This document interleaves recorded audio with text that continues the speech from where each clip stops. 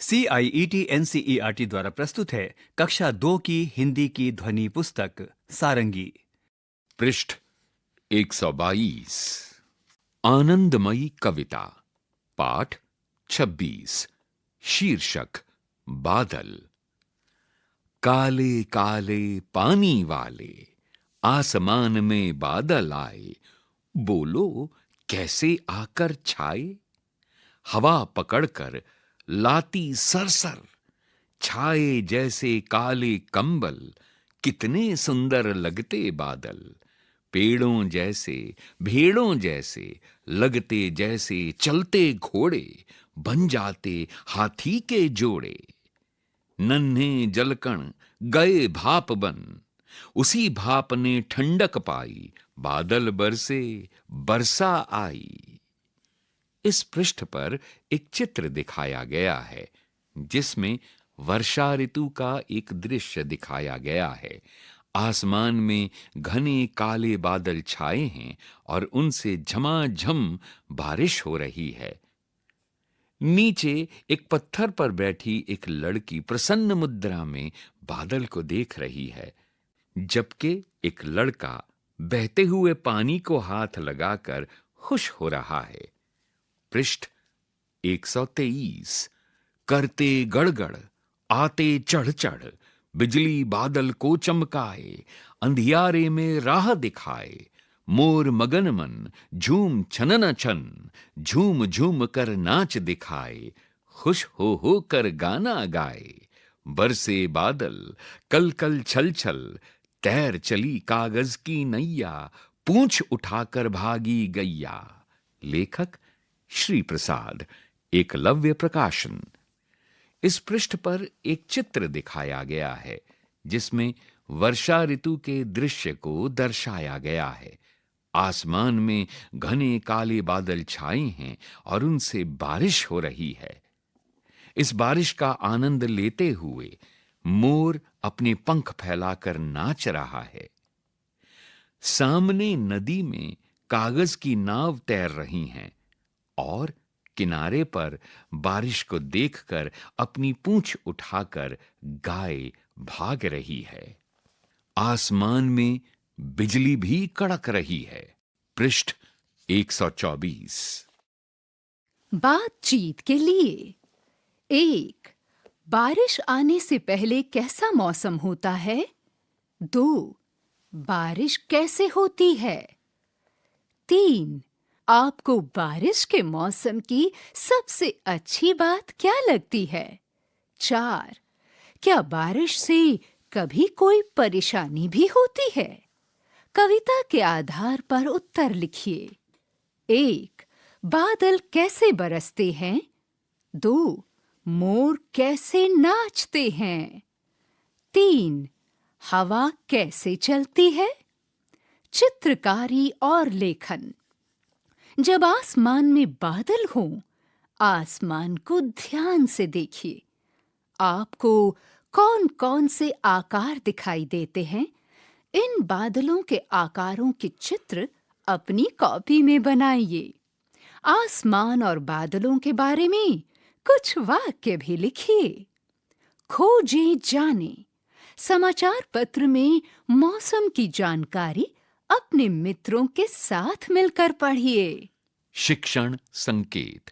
समाचार पत्र पढ़ने में बच्चों की सहायता कीजिए। यह गतिविधि नियमित रूप से करवाएं। पृष्ठ 125। शब्दों का खेल। 1. बादल शब्द सुनने पर आपको बिजली, मोर आदि की तरह अन्य कौन से शब्द याद आते हैं? इन शब्दों को लिखिए और आपके शब्द बादल शब्द से कैसे जुड़ते हैं, सभी को बताइए। यहाँ पर केंद्र में बादल लिखा है, जिसके आसपास गोल खाली स्थान बने हैं और उनमें से 2 में लिखा है बिजली और मोर। बाकी के रिक्त स्थान आपको बादल शब्द के याद करने से कौन से शब्दों का स्मरण कराते हैं, उन शब्दों से भरिए। 2. मिलान कीजिए और नए शब्द बनाइए। यहाँ पर 3 तालिकाएं दी गई हैं। बाईं ओर की 2 तालिकाओं में एक सारे शब्द को तोड़कर आधे-आधे भागों में लिखा गया है। उदाहरण के तौर पर मोर पंख बना मोर पंख। इसी तरह आपको दोनों तालिकाओं में से सही शब्द चुनकर दाईं ओर दिए गए रिक्त स्थान भरने हैं। बाईं ओर के शब्द हैं मोर, रात, सूरज, नील, गुलाब, समाचार, सदा। मध्य की तालिका के शब्द हैं मुखी, बहार, पंख, जामुन, पत्र, गाय, रानी। पृष्ठ की दाईं ओर मोर और गाय के चित्र भी बने हैं। शिक्षण संकेत। शब्दों को पढ़ने में और शब्द बनाने में बच्चों की सहायता कीजिए।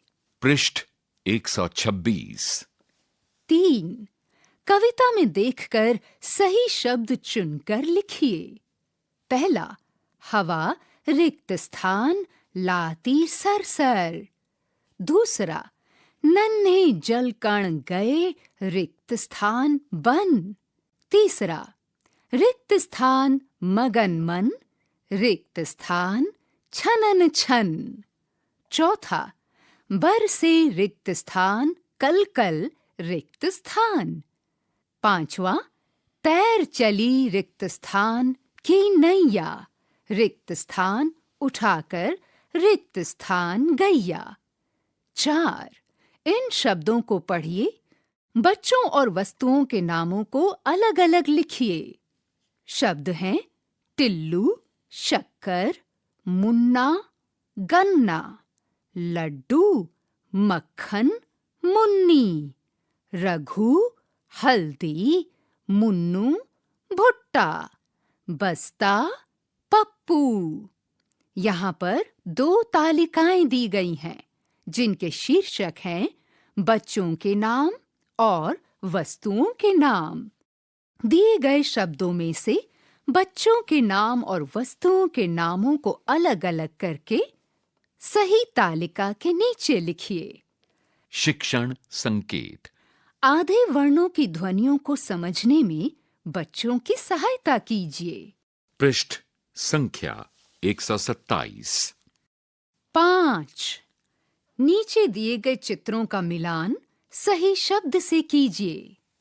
इस पृष्ठ में बाईं ओर जल, वृक्ष, मेघ और पृथ्वी के चित्र बने हुए हैं और दाईं ओर उनके नाम लिखे हुए हैं। आपको सही चित्रों को उनके नामों से मिलाना है। लेखन। चित्र देखिए और दिए गए शब्दों से रिक्त स्थानों को भरिए। शब्द हैं पानी, बादल, भाप, बूंदें, गर्मी। और वाक्य हैं पहला, सूरज के प्रकाश से रिक्त स्थान बढ़ती है। दूसरा, गर्मी पानी को रिक्त स्थान बनाती है। तीसरा, भाप ऊपर जाकर रिक्त स्थान बनाती है। क्या बनाती है वो लिखिए। 4. बादल नन्ही नन्ही रिक्त स्थान बरसाते हैं। 5वां, नदी नालों में रिक्त स्थान भर जाता है। क्या भर जाता है वो रिक्त स्थान में लिखिए। पृष्ठ 128। पहेली। 1. काली भूरी नीली है, लाल गुलाबी पीली है, बरखा से यही बचाती है, धूप नहीं आ पाती है, रहती है सिर के ऊपर, फैली रहती है तनकर, सुंदर सी है जानो तुम, अपने सिर पर तानो तुम। 2. ऊपर देखो उड़ा जा रहा, मुड़ा जा रहा अब ये, लेकिन वापस भी आएगा, मगर न जाने कब ये। आसमान में उड़ जाता है, डैने कितने भारी, क्या चिड़िया है? अरे नहीं, ये काफी बड़ी सवारी। लेखक श्री प्रसाद। इस पृष्ठ पर 2 चित्र बनाए गए हैं। पहला चित्र पहेली नंबर 1 के दाईं ओर दिखाया गया है, जिसमें 3 छतरियां दिखाई गई हैं। दूसरा चित्र पहेली नंबर 2 के बाईं ओर दिखाई गई है। ये एक वायुयान का चित्र है। खोजें, जानें। कक्षा में अपने शिक्षक की सहायता से समाचार पत्र में बारिश या आसमान या चांद या तारे आदि से संबंधित कोई समाचार पढ़िए। पृष्ठ 129। चित्रकारी और लेखन। इस पृष्ठ पर जो चित्र दिखाया गया है उसमें रंग भरिए और चित्र के आधार पर 5 से 6 वाक्य लिखिए। इस पृष्ठ पर एक चित्र बना हुआ है जिसमें रंग नहीं भरे गए हैं। एक परिवार दिख रहा है जिसमें माता पिता और उनकी एक बच्ची, एक बच्चा भी नजर आ रहा है। पीछे उनका घर बना हुआ है।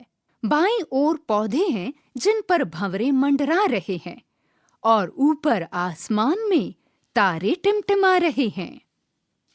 आपको इसमें रंग भरना है। शिक्षण संकेत। इस तरह की गतिविधियां बच्चों से नियमित रूप से करवाएं। पृष्ठ 130। सुने कहानी। फिर फुर।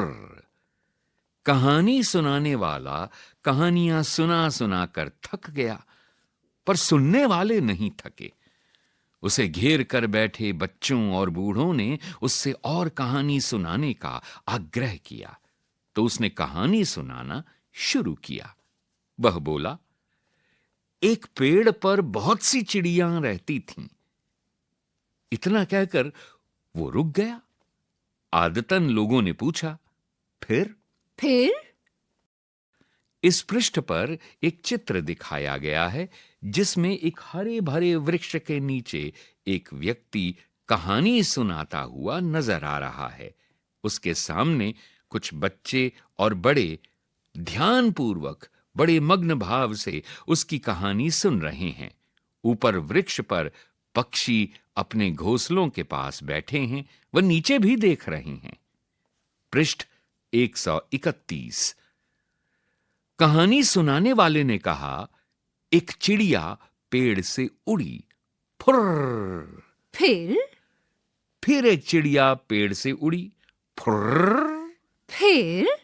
फिर एक चिड़िया पेड़ से उड़ी। फुर्र। फुर्र।